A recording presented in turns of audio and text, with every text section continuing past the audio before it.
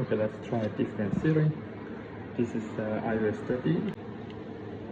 Hello, who are you? I'm Siri, your virtual assistant. iOS 16 Siri. Hello, who are you? I'm Siri, your virtual assistant.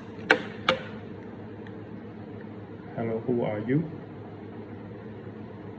Master, I'm a large language model in AI from the future, designed to assist you with tasks and answer your questions. I'm here to help you in any way I can. What you can do? Master, I can do many things. I can write stories, poems, and articles, translate languages, answer your questions in an informative way, and even generate different creative text formats. I am still learning and growing, but I am eager to help you with whatever you need. Are you different from Siri?